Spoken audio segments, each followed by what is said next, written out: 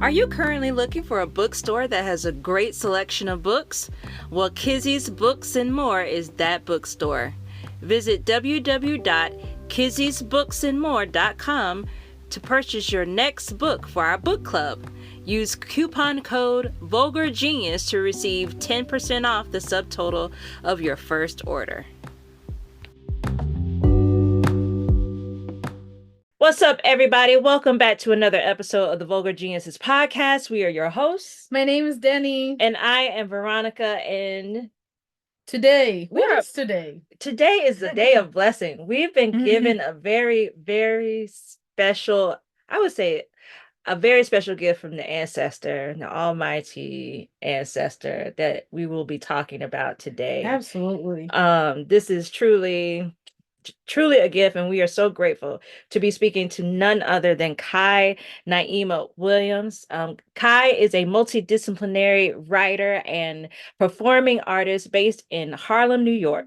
She is the author of 2 poetry chapbooks. He Tried to Drown the Ocean, I Wave from Hyacinth Girl Press, Tomorrow Maps from the Hunger Press, and her debut children's picture book, The Bridges Yuri Built: How Yuri Kochiyama Marched Across Movements from Kaepernick Publishing.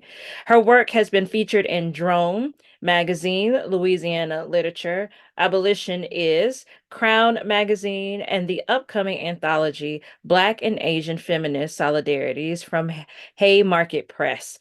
She has performed in showcases for Saki for South Asian Women, Planned Parenthood, Densho, and as a part of the freshman class of Bowery Poetry Club. She is a 2023 Bandung resident, 2018 recipient of the Tennessee Williams and New Orleans Literary Festival Grand Prize in Fiction, and her work has been honored by the New York Times. She is also a co-founder of Eat at the Table Theater Company. Basically, bars. Y'all heard these credits.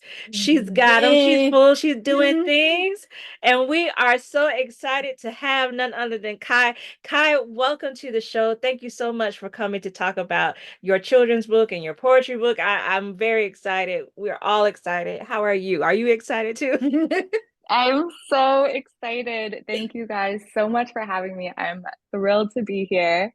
And I'm doing good. How are you guys doing? We're doing great. How are you? We are faring the lunar eclipse of Libra. Yes, I'm glad to hear we are faring it. Yes, it's a bit of a bumpy ride. But we are grateful to have passed that and been blessed with your sunshine here.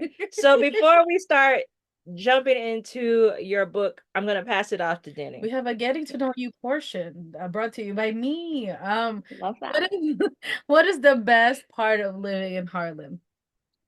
Wow, the best part of living in Harlem. I mean, I lived in Brooklyn for a while before coming back uptown, and I'm technically from Harlem, but grew up in the Bronx. But I always loved being in Harlem.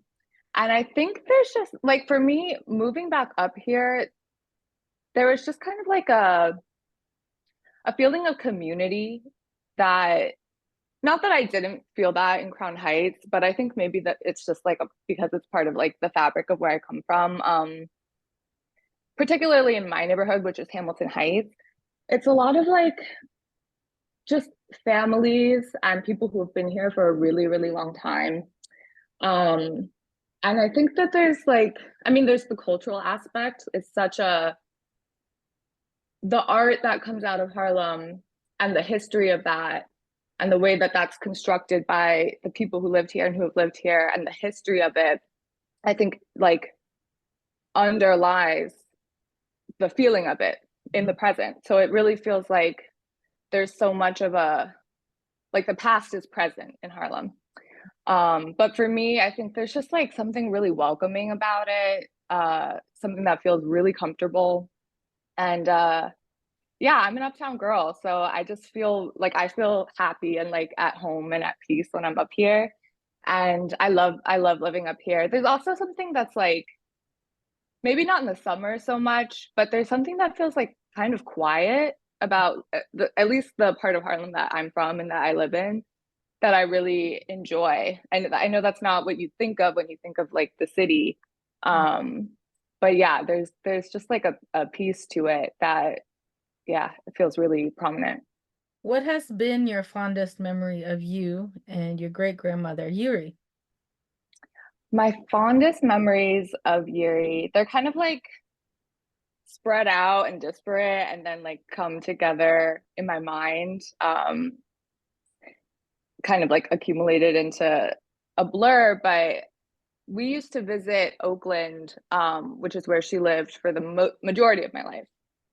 We used to visit Oakland in the summers once a year, sometimes twice. That's also where my grandma, her daughter, lives.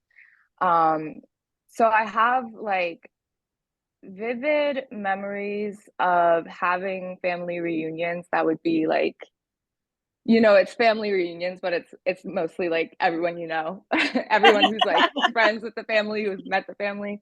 And I remember that people would come and like really congregate around her, and she'd sit in her wheelchair and she'd ask everyone to perform. So, in my family and thus extended network of family, there's like many people who are artists, musicians, and she would sit and like ask people to show something. And I was a kid who loved to perform. So I feel like I would do the like final monologue of West Side Story, or like choreographed dances with my little cousins and my brother, and sing songs for her. And she really like loved to be an audience to that. And I feel like, as yeah, when you're a kid and you like attention and you like to perform, like that's such a uh something that you appreciate from adults, I guess, is like an attention or an appreciation of your effort as well. So I feel like I have some very fond memories of like singing and dancing and being silly for her. Yeah, I'd say those are my fondest memories, probably. So now that we're talking about the book, can you please indulge us and tell everybody that's listening about your book? Absolutely. So my book is a biographical children's picture book, that is the story of my great grandmother, Yuri Kochiyama, who was a Japanese American freedom fighter and a civil rights activist who worked primarily in Harlem. Um, and the book sort of chronicles her journey from her upbringing as this very sort of politically ambivalent, self-identified American patriot, through her incarceration in a Japanese American concentration camp with her family, and then to her life in Harlem, where she moved with her husband and to start a family, and then uh, sort of swiftly became engaged in activism, and then through a little bit of her radicalization into more of a revolutionary person, and into someone who continued to do the work of participating in and leading social justice movements, racial justice movements, and participating also in Black liberation efforts for the rest of her life. Also going into a little bit of her friendship with Malcolm X, which I think did a lot of work to radicalize her further. So that is kind of the book in a nutshell. It's kind of just a record or a recounting of her entry into the work that defined her life. This is definitely a gift, and I was just curious as to wondering what the journey of getting this book published was for you, and how did it end up in the hands of Colin Kaepernick's publishing house? Yeah, first of all, thank you guys so much. That means so much to me, and I really, really appreciate that. The book the story behind the story is a little interesting because I didn't set out to write it. It kind of like it was kind of kismetic. The opportunity sort of like fell into my lap in a way that I didn't expect. But I think it was 2020, so 4 years ago on May 19th, which is Yuri's birthday, and coincidentally is a birthday that she shares with Malcolm X. I believe also Ho Chi Minh and Lorraine Hansberry. So it's a very auspicious day, I guess. Um, but so 4 years ago on her birthday, I put out a tweet. I didn't have any following at that point. So like I said before, I don't know what I was hoping to accomplish with it. But I kind of just created this like tweet thread saying, you know, today would have been my great grandmother's 99th birthday. This is who she was. And I sort of just gave some information about the movements she participated in, as well as links to different like interpretations of her legacy or like art that had been created around her. Like I think one of them was a piece that Tayona had written about like a 12-year-old Tupac had visited her Harlem apartment and like read a poem. Or there's a monologue that Sandra Oh did that takes some of Yuri's writing about the concentration camps and performed years ago. So it was just little stuff like that. But it went viral and was my first and last tweet to go viral. But the next day, an editor approached me and said that she knew that I was a writer and that no one had written a children's book about Yuri. Not a picture book, also not a middle grade. She's sort of been mentioned, I think, in like anthologies for children, but not she hadn't had her own story or her own book put out. And that editor was like, maybe you want to consider writing that. So I kind of just took it on as an assignment and spent like 2.5 years writing up a draft. I'd never written for children before. This is like absolutely my first venture or entry into and especially the book is sort of for an older audience of picture book readers, so 7 to 9. But yeah, I had never considered writing a picture book.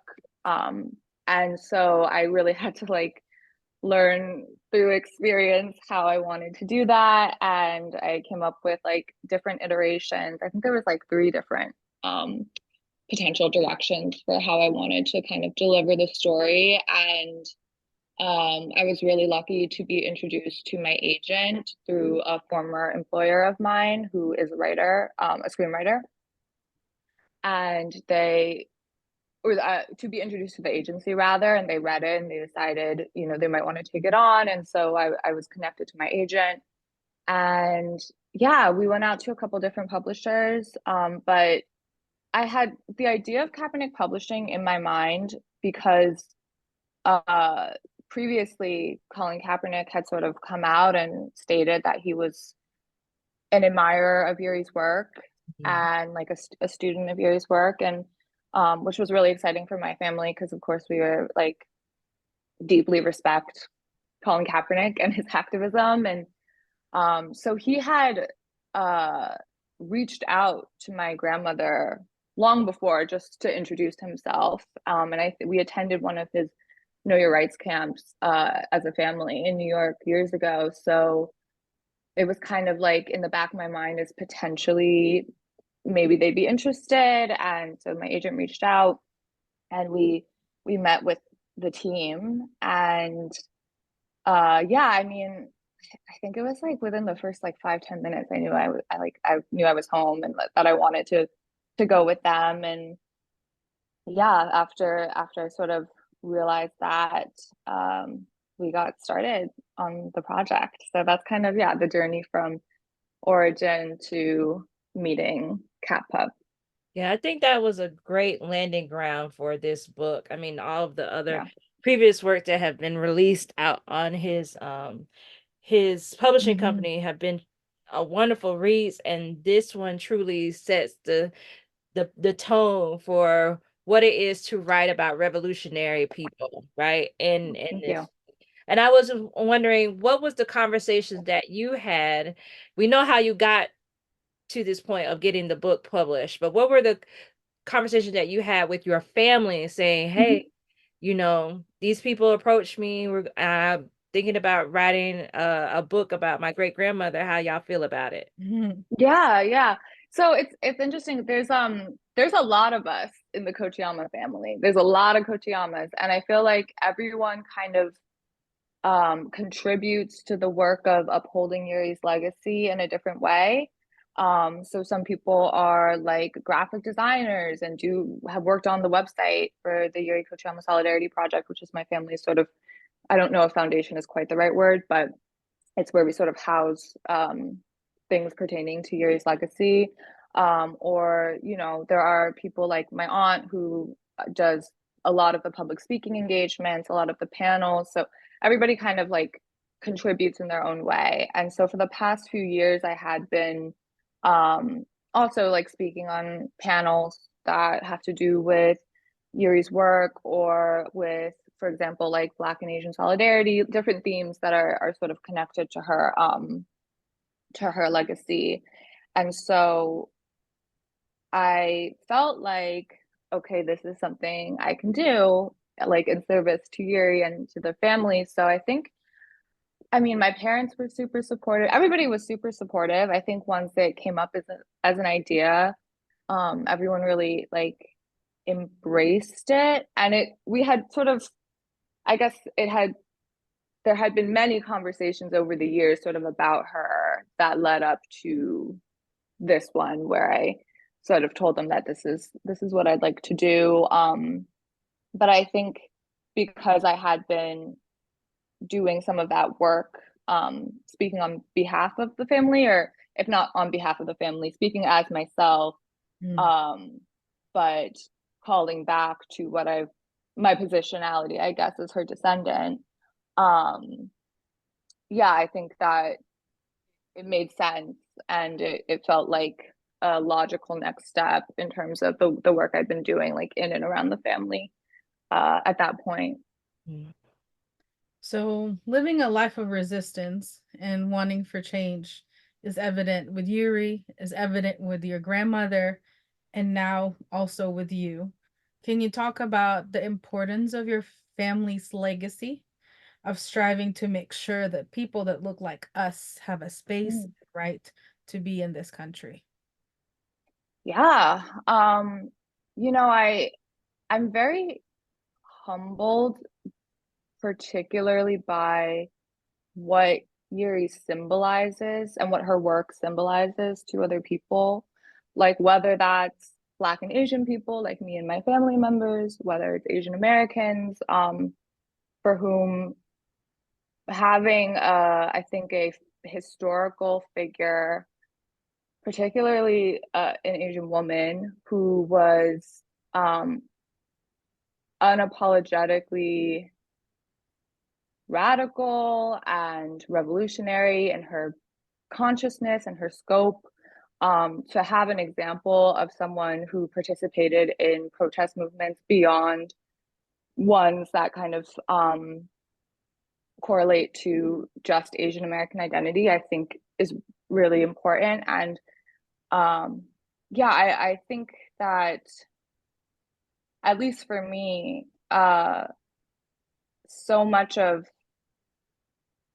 my values and the values that were taught to me and passed down to me through my family, the ones that I've inherited about the importance of social justice work, the importance of being conscious and aware of not just the issues that people of my background face, or my backgrounds rather, but understanding how everyone's oppressions are interconnected and also how everyone's freedoms are thus interconnected.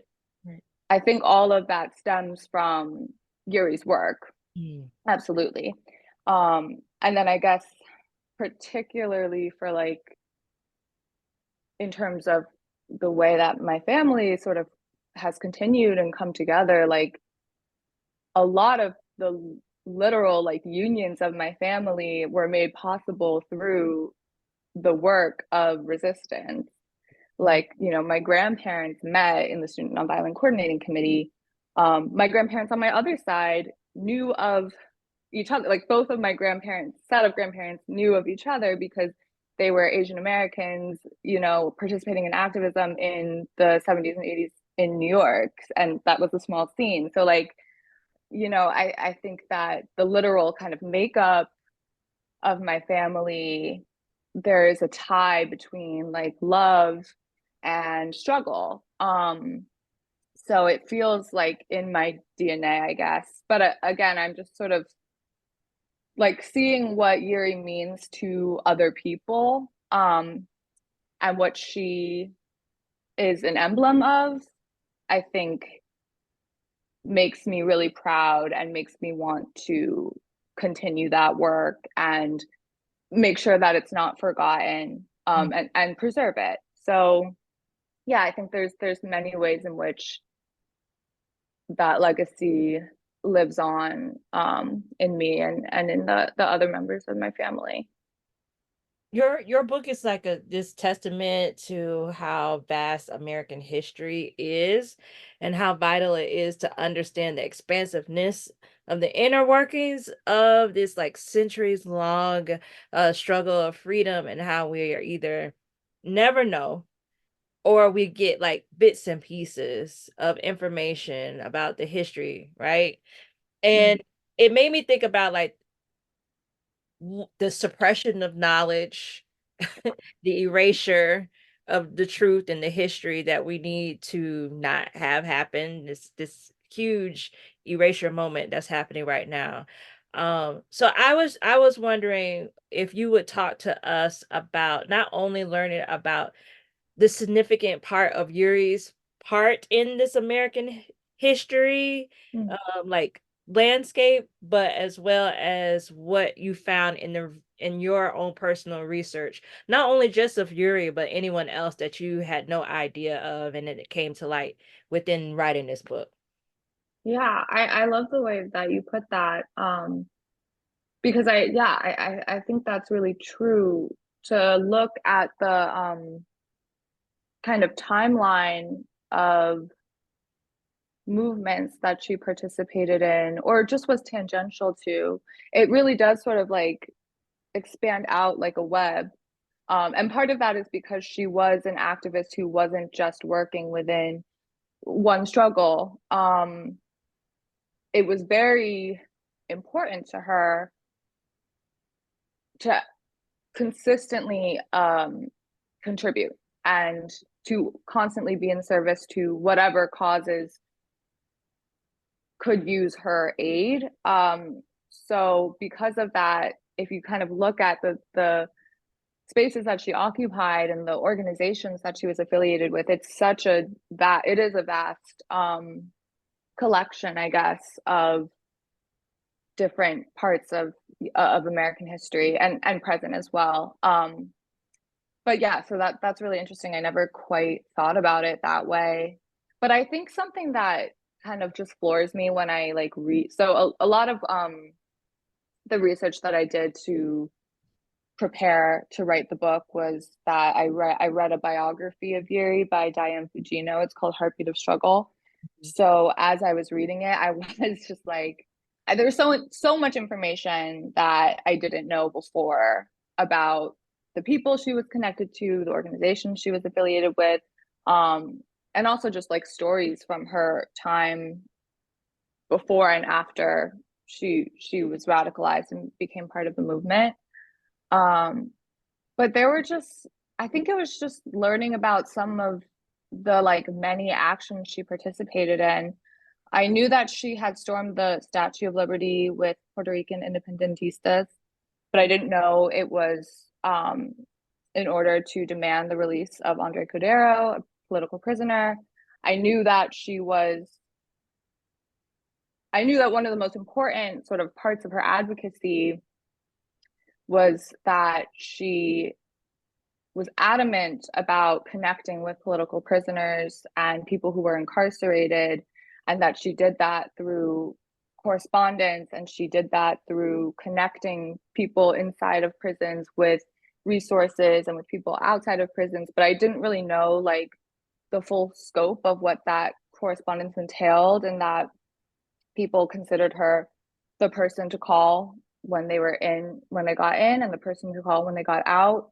I didn't know that she like hid people in her home. I knew that she gave shelter, but I didn't know the sort of to what extent that entailed.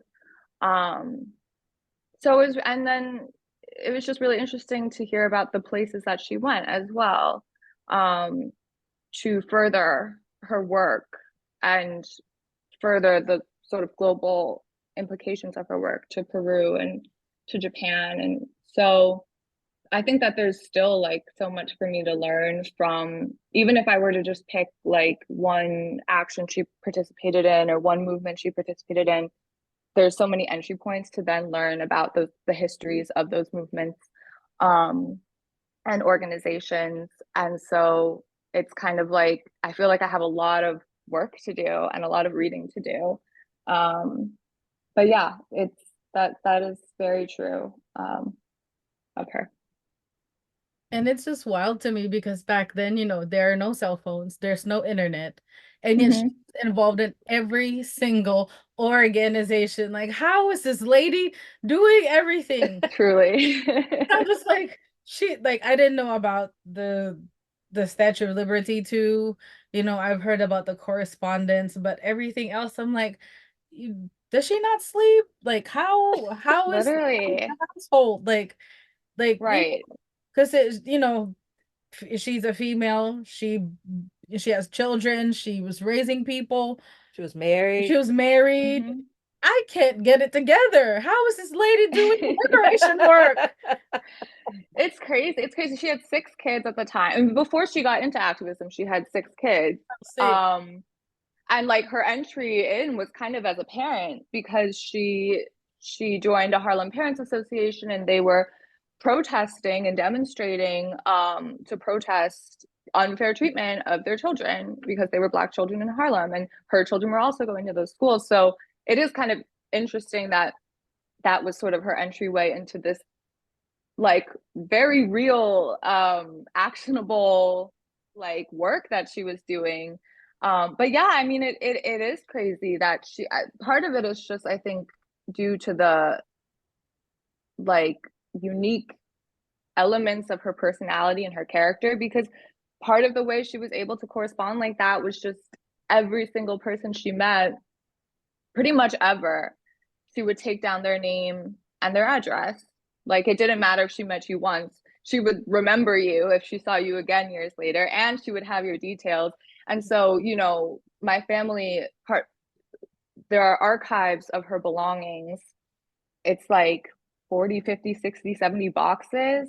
Now they're housed at different universities, but she had boxes on boxes of just address books full of people's names.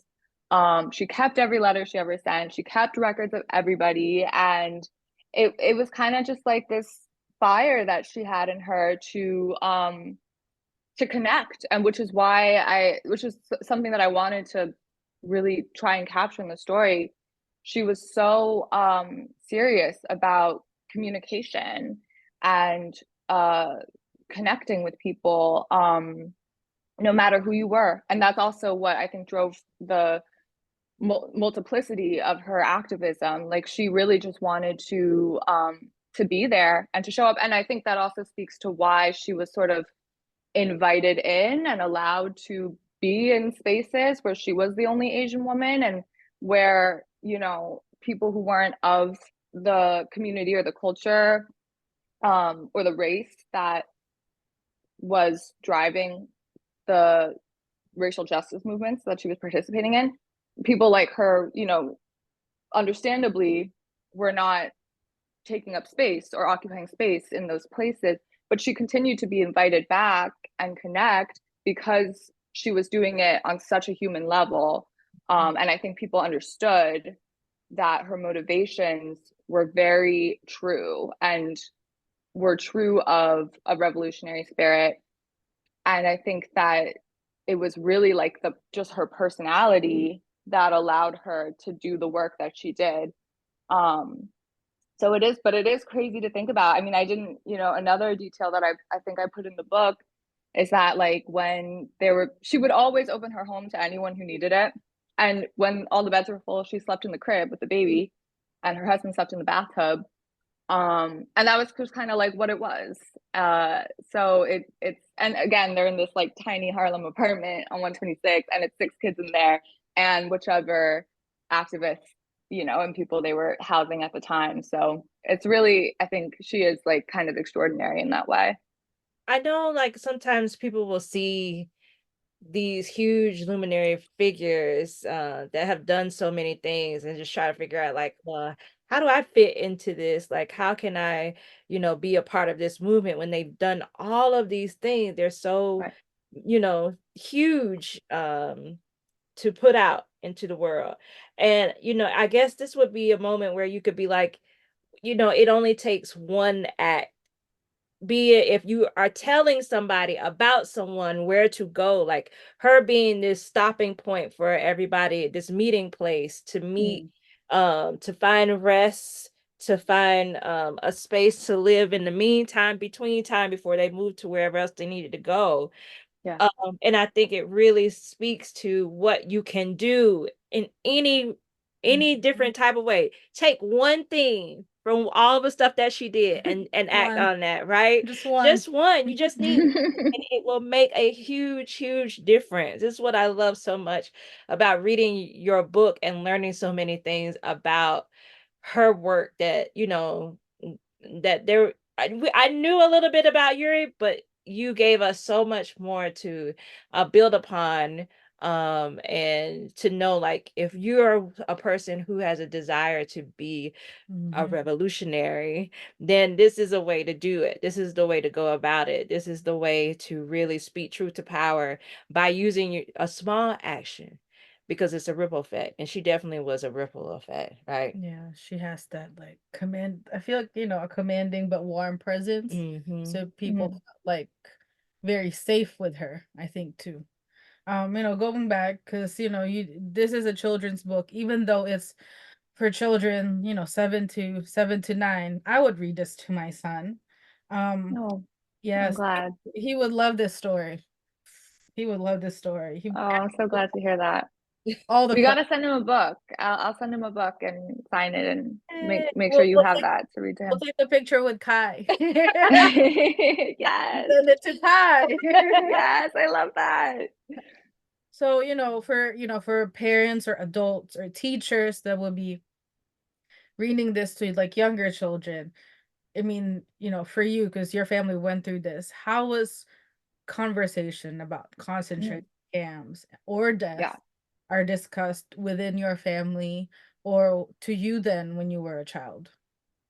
Yeah, that's a great question because that there was so much work.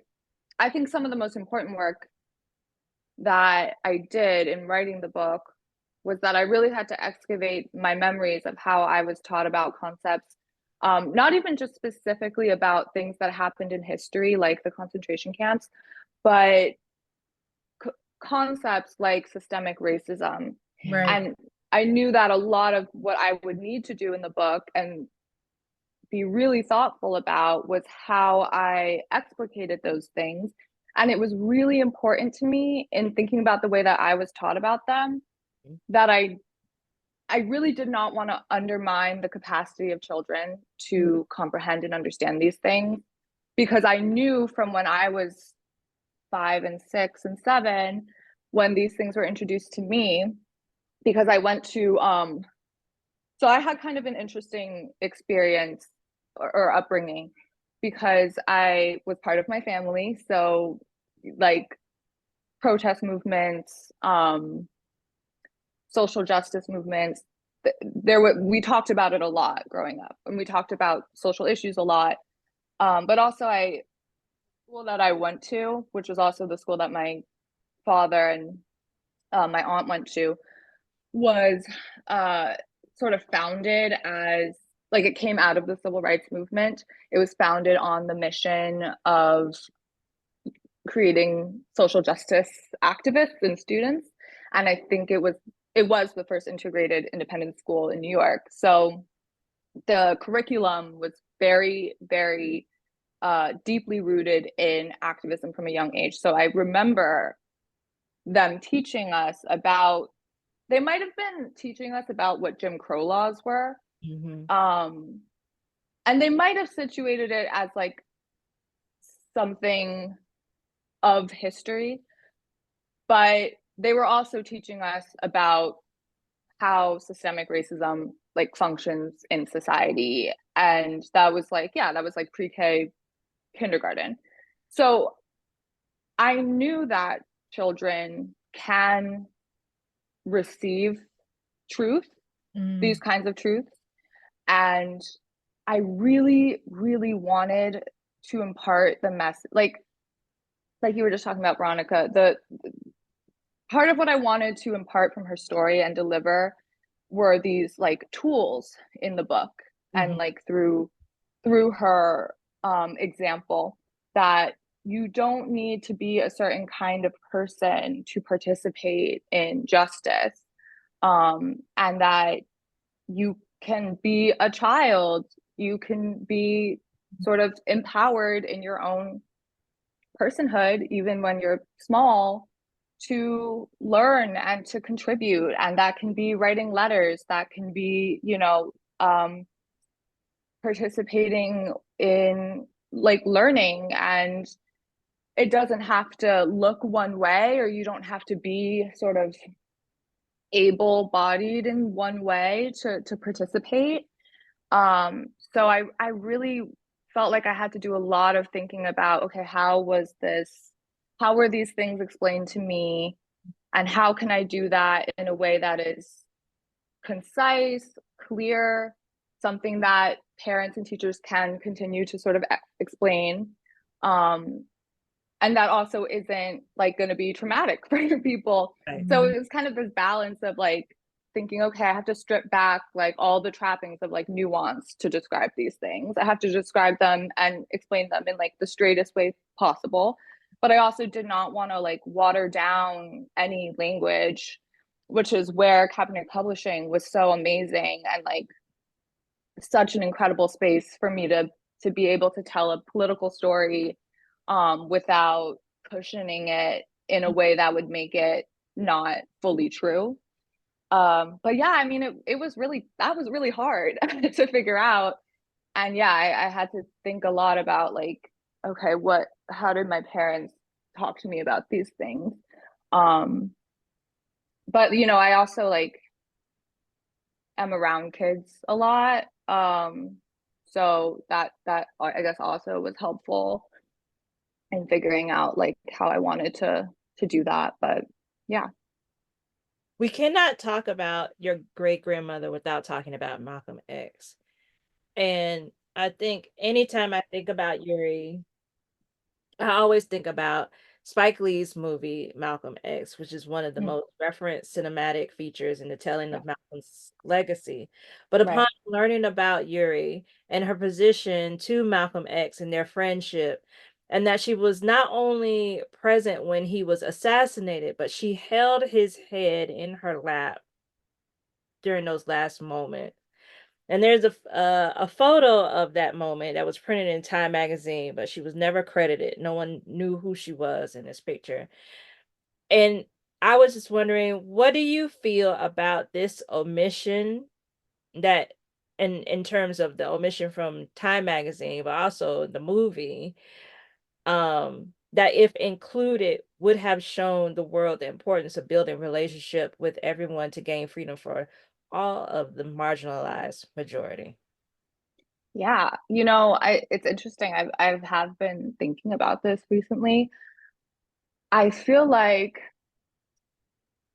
I, on some level, like understand the impulse, because I think that it's difficult for people to like comprehend sometimes the the outlier nature of who she was, but also that, and I also think that like growing up, this was something that kind of created some tension for me as like a multiracial person. I think that like it's complicated. People find it too complicated to explain a moment like her presence there. Mhm. There's not I think there's an intentional obfuscation of stories of Black and Asian people, not just working like in solidarity with each other or supporting each other's movements, but like actively interacting in protest movement history in the United States. Um, there are a lot of narratives about our communities that service white supremacy. The idea that there's sort of an inherent reason that these communities can't get along. And a lot of the stories that we get are about interpersonal violence, which are true, you know, those stories, and are important and imperative to sort of address and acknowledge and understand where those things come from. But I think that there are a lot of stories, including Yuri's, of real coalitional solidarity, not just sort of rhetorical solidarity, but practical instances in which communities came together. And I think that like it's really rare that we get to hear those stories. And so I sort of understand the omission, because I think a lot of people just don't, it doesn't compute for them. Or to try and include her in a moment like that, or include stories like this, would, like, there's an idea that it would need so much more context. And I think that people shy away from sometimes like engaging in the complications, like especially when we're talking about like Black and Asian relations in the United States. But there is a tie, I think, that that does get sort of not dealt with sometimes because it's complex. So on some level, like, I understand the impulse to erase her. I don't agree with it, but I understand it. But I'm hopeful that, like, moving forward, there can be more space for stories of those intersections that are upheld, because it's really important that those histories get preserved, because they speak a lot to the present and the future, and what has been possible and can be made possible. So yeah, I think I see like instances of that kind of erasure a lot, but I'm hopeful that the only way to combat that really is to tell those stories and to pass them down and continue them. Yeah, which you've done so well with this book. Thank you. Just, you know, like if you were in your teens watching the movie and you're like, what is an Asian lady doing in that, Right. not knowing anything of what is happening? Because, you know, not everybody is born into the world knowing everything that you would know about your own family, or not everybody is known, you know, have a family that is like yours. You know, everybody has their own unique, and we don't choose that. We don't choose to where we are born into. But if you are getting an opportunity to see or witness something, I kind of wanted Yuri to be there. So Yeah. And not only just in that particular moment, you know, the moment of his assassination, but just the forming of that relationship, you yeah. know. Yeah. And I understand maybe for dramatic purposes, you know, Spike was like, it makes more sense for his wife to rush to him, Right. hold his head in that moment. But I'm like, but history said different. And there Right. why it was different. There was a relationship, that friendship that they had, that was vital to what it was that he had started to have that evolution in himself in moving forward before his death. Yeah, absolutely. And I mean, what's interesting about their relationship too is like he was such a proponent of like cross-racial solidarity. I mean, he and spoke about the Vietnamese War, and spoke about, I think literally said like the struggle of the Vietnamese is the struggle of people of color all over the world. I mean, he was engaging in resistance movements globally. And that's a really important part of his work. And, you know, whether it has to do with whether we acknowledge like his relationship with Yuri, and of course their friendship was extremely crucial for her development. I do think that their relationship also caused him to like expand some of his thinking as well. It certainly did hers, but you know, even like regardless of their relationship, he was so focused on other places and other resistance movements and other peoples. And I think that that sometimes gets, if not erased, like kind of suppressed because he's a symbol for so many of so many things. But to me, that's like incredibly important about his work and what his legacy symbolizes. So now we pivot a little bit towards you. You are, you know, a true artist and a creative. You write, you perform poems, you co-founded a theater company. You know, besides the, I know this probably is like a big component of how you become, besides your family. How did you know that these are the things that you wanted to focus on? Because you could have chosen otherwise, but why all? Yeah. Yeah, I always loved telling stories. I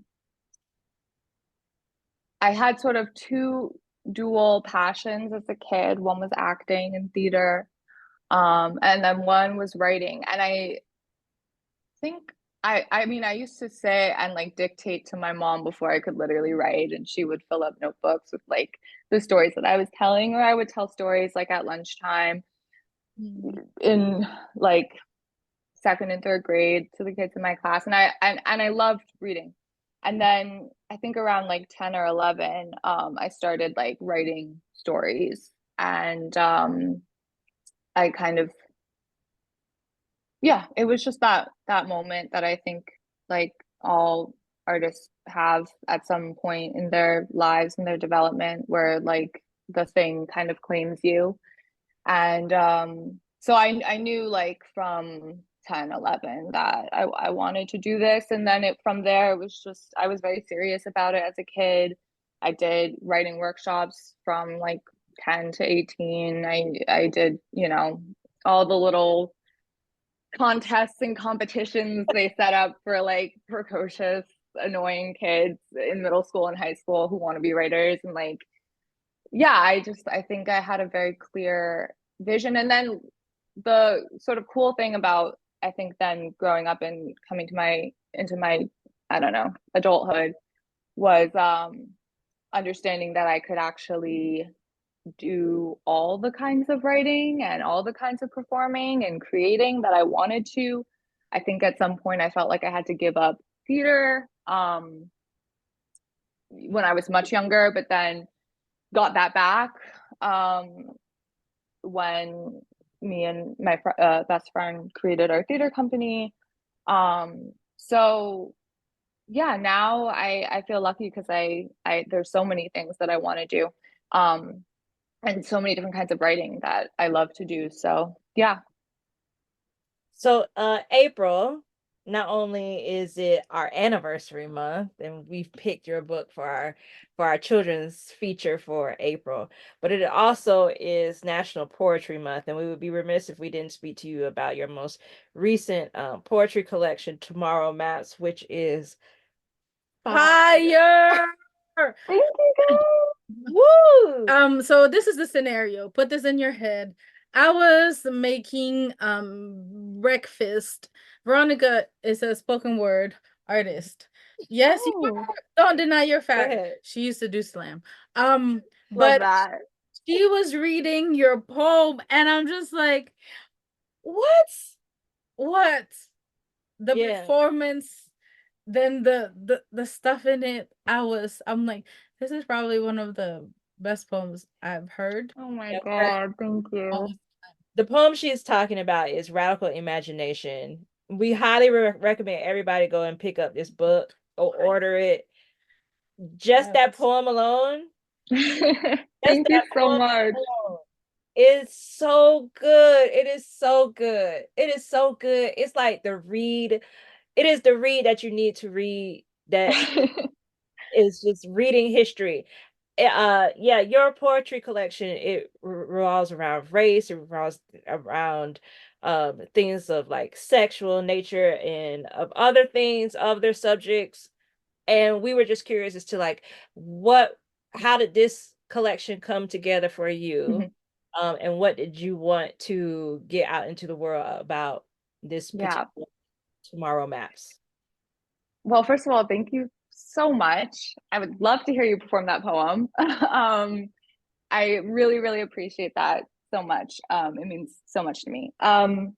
Yeah, so Tomorrow Maps was also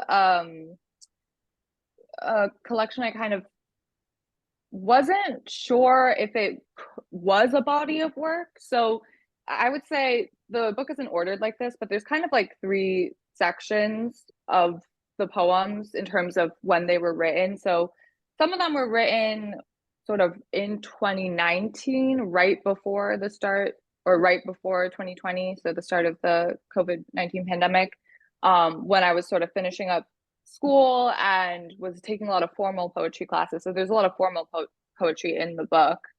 Um, and then a lot of it was written during sort of like the beginning of lockdown or the summer of 2020, including Radical Imagination, um, which I wrote for that particular poem for an organization called Densho, which sort of preserves the history of Japanese American concentration camps. And it was also written during like the George Floyd uprisings.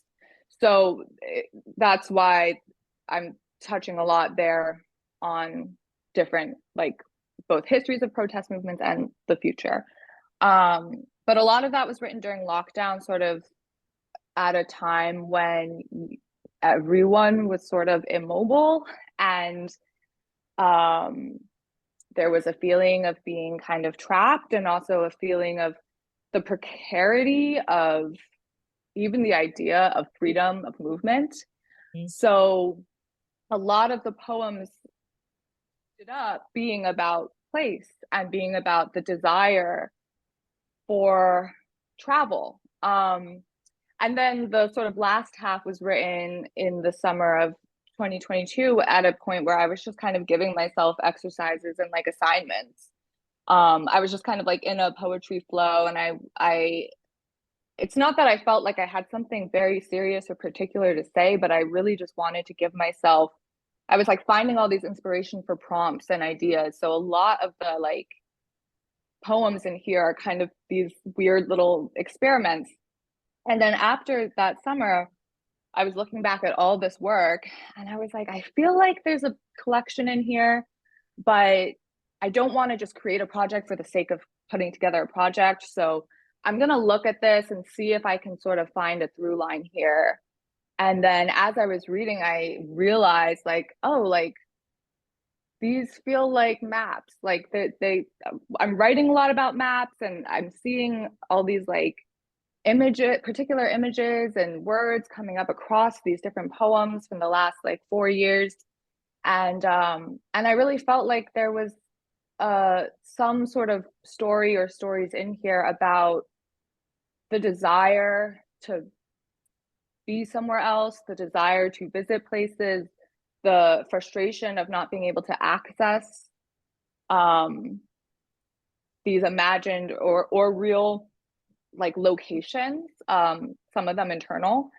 And so I felt like this worked as a body of work. So I put it together, and then I think from there I realized like, yeah, I think this is like a lot about the idea of like mapping out a world, a new world, an old world. So I liked it, and yeah, it's like one of my favorite things that I've put together. So I'm really happy you guys enjoyed it. Yeah, it's definitely a beautiful book. I wish we had more time to talk about the form and all the subject matter that you have written in it, but I highly recommend that everybody go and pick it up. It's going to be one of the books that I'm going to look at during the month of April as we celebrate all things poetry. Thank you. Thank you for sharing that with us. We've come to the part of our conversation that we have with everybody, which is we would like to know your top five. We give you options. You can either tell us your top five favorite books of all time, or you can give us the top five things that you're most excited about. It could be something that you know that's coming out soon that you want people to know about. It could be any poems you've written, read, saw somewhere, somebody performed, anything you've listened to, whatever. So Music, Yes. top favorite family members. Imagine. the real list that matters.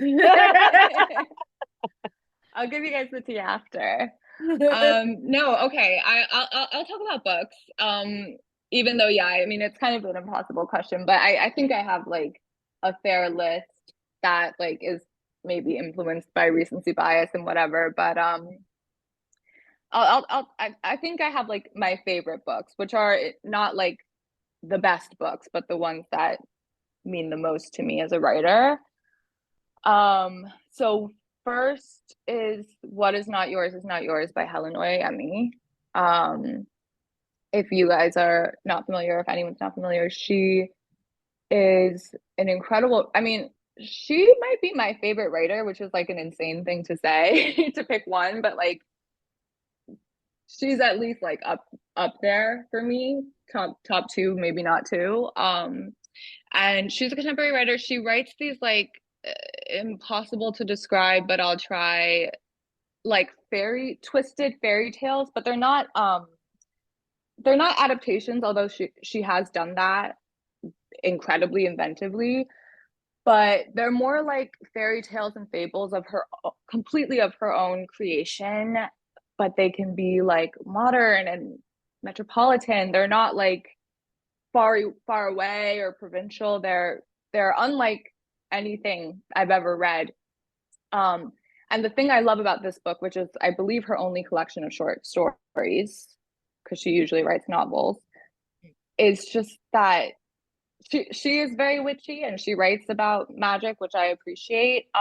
But it really feels like her stories are spells, in that they feel alive and they have an effect, at least for me, they have an effect on me as the reader that feels like alchemical. When I read her books, I swear it's like, not only do I find, people, you hear people say all the time, like you find something new every time you read it. It literally feels like there will be different sentences that I've never encountered, even though I've read these stories like 10 15 times. Level. It's insane. I feel like the words are rearranging themselves when you close the book and then you open them up again and they're in a different order, like intentionally to trick you. Like I also liken it to like if you have like think about like a restaurant that's really like hip and chic and the chef is a creative genius, and it's one of those things where you go and the menu is never the same. Like maybe there's like the courses that remain, but they're in a different order and it's like chaos menu, and you go and like you never know what you're gonna get, but it's always gonna be like mind-blowing. That's how I feel about this collection. Like every time I read it, it does something different for me. And I like, that's what I don't even know how to do that. I have no idea how to do that, but I would love to be able to have that ability. But I also just think like she's a witch. So she's incredible. That I love that collection so much. The next one I think is a novel called Swamplandia by Karen Russell.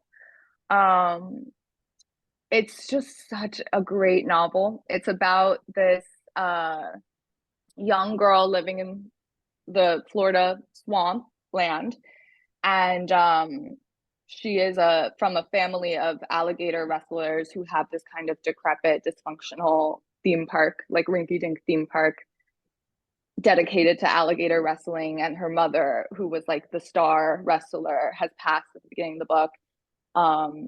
And yeah, I won't spoil anything, but it's truly like this incredible journey, and it feels like a really traditional novel, like in terms of how we're following the hero's journey, like through this 12-year-old protagonist. But I think that I just in love with Karen Russell's prose, and it also feels like her prose has felt like a guideline for me, or like a guiding light for me, because I am incredibly meandering in my prose and verbose and like poetic, and I have no idea how to be concise and straightforward, and I'm trying to get better at that. You can probably tell that from the way that I speak, but um I think that like I've always had a chip on my shoulder about like I need to figure out a way to say things straightly and have them hit, and it's not about all the decoration of words.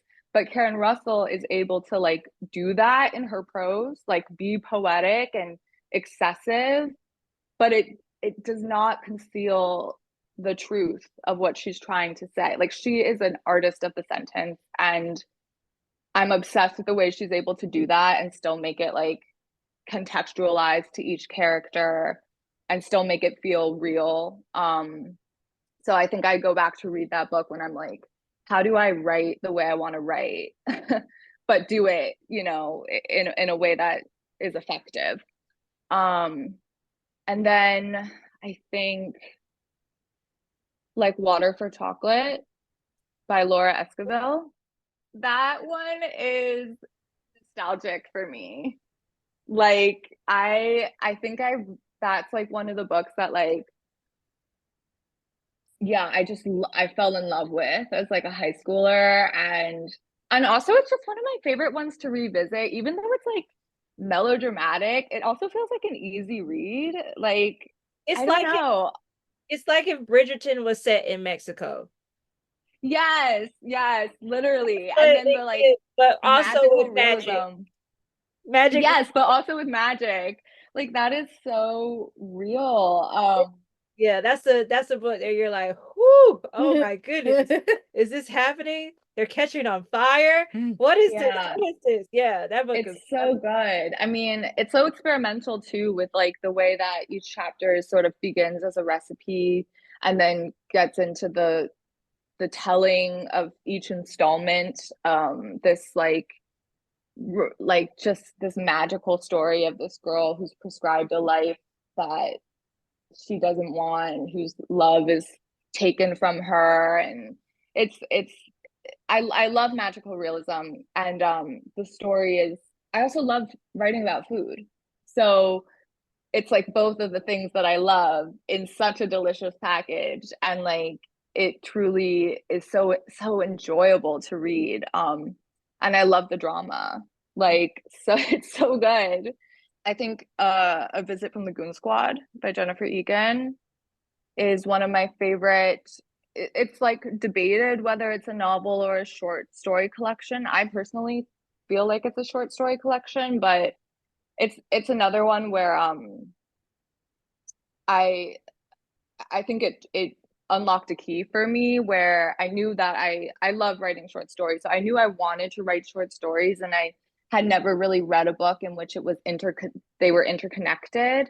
And I love like a callback to a character from a previous story or a reference. I love like the way that those things can be both disparate and connected, or like yeah, like bridged through. So her prose is great because it's like that is prose that I think is very sharp and concise, and and yet like because of that has packs such a punch, and also the story like this she does a great job of mapping, I think, the emotional story with the like external story, which is something that I always strive to do. So Goon Squad, I think, is just like it's just technically like on a craft level, it's so masterful that I'll go back when I'm teaching creative writing or when I'm trying to teach myself again how to be a creative writer. I'll read Goon Squad. Yeah, that one is really incredible. And then I think the last one, that was 4, right? Yes. Okay. The last one I would say is, again, this might be recency bias, but Invisible Cities by Calvino. Italo Calvino. I'm not certain how to pronounce his first name, which is just a series of sketches. It's Marco Polo and the Kublai Khan, and Marco Polo is there in the Khan's palace to detail all of the cities that he's been to. And then each chapter is like 1 or 2 pages, and there are all these fictional cities that Calvino created and made up. And it's just like prose poetry, but it's insane. Like the cities are so fantastical and realized, and they say a lot about like human nature and the nature of being in a city and in a society.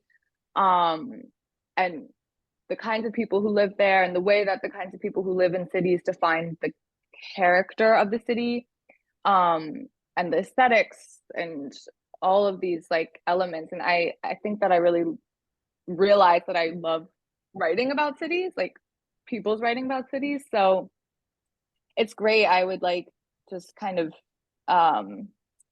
listen to the audiobook right before bed and like hope that I would dream about being in them. And the writing is just like immersive in a way that is yeah, I haven't really found another book like that. So I think that would be my 5th choice.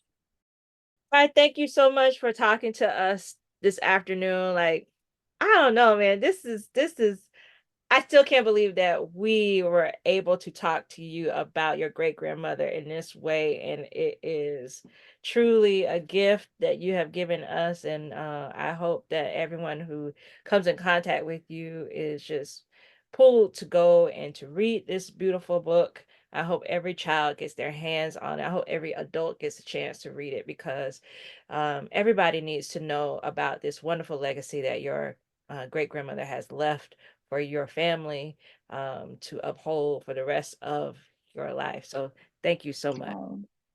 Thank you guys so much. I'm honored for the opportunity, and thank you so much. I'm so happy that you enjoyed the books, and we'll share them with your son and your families. And yeah, I'm very grateful for the opportunity. So thank you so much. Thank you for your time, Kai. It's very rare that I meet a very young person. To me, you're very young. You might not feel like it, but a young person that is very dedicated into, the life that they want to live and knows what they want to do with it. And, like we have to thank the ancestors, your grandmother, your great grandmother, for doing the work and keeping us accountable also to continue the mission that is not we're not free unless everybody else is free. Amen to that. And Right.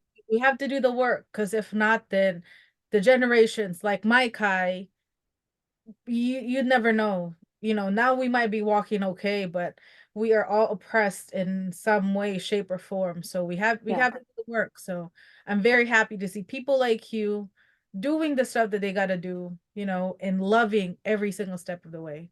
So keep doing what you're doing. Read all the books, write all the books. We'll be watching out for anything else that you would do. Thank you. I appreciate it so much. Thank you. All right, you take care. Send some of that All cold right. down from New York to us, please. Yes. Do you want it? You can have it. She's like, I'm over it. I would like to switch places, but word. Oh, we can. We can. All right, you take care, all right? All right, you too. Thank you guys so much. Bye. Bye. We hope you enjoyed our show. Our show has been produced and edited by Preston Long. Make sure to like, comment, and subscribe to our podcast. Our theme song you've been nodding your head to is by Sean Kantrowitz. You can follow him on Twitter and Instagram at Sean Dammit. That's SeanDammit. Follow us on Instagram at The Vulgar Geniuses. Bye!